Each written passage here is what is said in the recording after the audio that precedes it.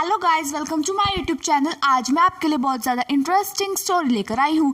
एक बार एक बिल्ली थी, वो बहुत ही चालाक और चौकस थी और उसकी इसी चालाकी और चौकसी को देखकर चूहे भी सावधान हो गए थे और अब चूहे बिल्ली के हाथ नहीं आ रहे थे।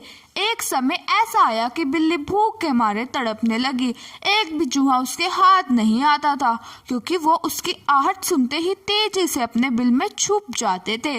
भूख से बचने के लिए बिल्ली योजना बनाने लगी। तभी उसके दिमाग में कुछ आया और वो एक टेबल पर उल्टी लेट गई। उसने सभी चूहों को यह सोचने पर मजबूर कर दिया था कि वो मर चुकी है। सारे चूहे बिल्ली को ऐसे लेटा हुआ अपने बिल से ही देख रहे थे।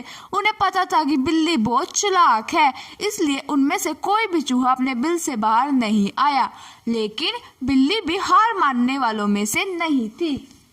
वो बहुत देर तक उसी टेबल पर उल्टी लेटी रही। धीरे धीरे चूहों को लगने लगा कि बिल्ली मर चुकी है।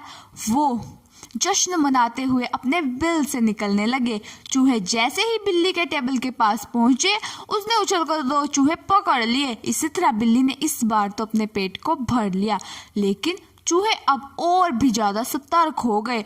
दो चूहे खाने के बाद बिल्ली दोबारा भूख से तड़पने लगे क्योंकि चूहे अब बिल्कुल भी लापरवाही नहीं बरतना चाहते थे।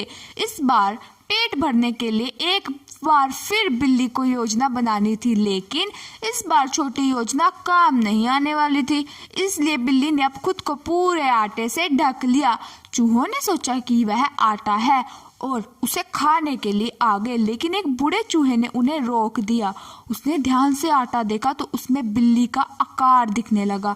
तभी बूढ़े चूहे ने हल्ला मचाना शुरू किया। उसने कहा, सब अपने बिल में चले जाओ, यहाँ आटे में बिल्ली छुपी है।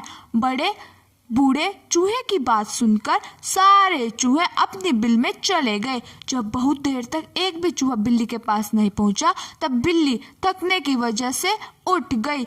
इस तरह बूढ़े चूहे ने अपने अनुभव से सारे चूहों की जान बचा ली।